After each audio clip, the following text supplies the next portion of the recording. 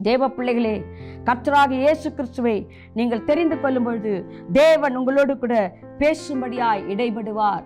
நீங்கள் எல்லாவற்றையும் ஒதுக்கி வைத்துவிட்டு ஆண்டவராகிய இயேசு கிறிஸ்துவை மாத்திரம் நோக்கி பார்த்து அந்த கல்லை உங்களுக்கு தலைக்கல்லாய் நீங்கள் கொண்டு வருவீர்கள் என்று சொன்னால் அந்த தலைக்கல் நிச்சயமாக உங்களுக்கு இளைப்பாறுதலை தரும். தேவ பிள்ளைகளே, இப்படிப்பட்ட சூழலில் நீங்கள் கடந்து வருவீர்கள் என்று சொல்லி ஆண்டவருக்கு தெரியும். வனாந்தரமான பாதையை மகளே மகனே நீ கடந்து வருவாய் என்று சொல்லி ஆண்டவருக்கு தெரியும். எவ்வளவு செல்வ செழிப்பாய் வாழ்ந்த என்னுடைய பிள்ளை, எவ்வளவு அனுபவங்களுக்குள்ள இருந்த பிள்ளை இன்று என் நிமித்தம் எல்லாவற்றையும் இழந்து வனாந்தரத்தின் பாதையிலே கடந்து வருகிறதே என்று அறிந்த தேவன் வாக்கு தத்தத்தை நிறைவேற்றும்படியாய், ஈசாக்குக்கு கொடுத்த வாக்கு தத்தம், ஆபிரகாமுக்கு கொடுத்த வாக்கு தத்தம் நிறைவேற்றும்படியாய் உனக்கு முன்பாகவே இந்த வனாந்தரத்திலே சென்று தலைக்கல்லாகிய மூளைக்கல் உனக்காக அங்கு காத்து கொண்டு இருக்கிறது.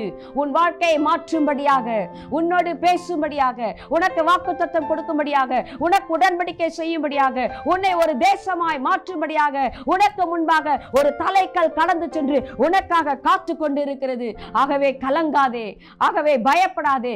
தேவன் இன்றைக்கு உன்னுடைய வாழ்க்கையை மாற்ற உனக்கு போதுமானவராய் இருக்கிறார்.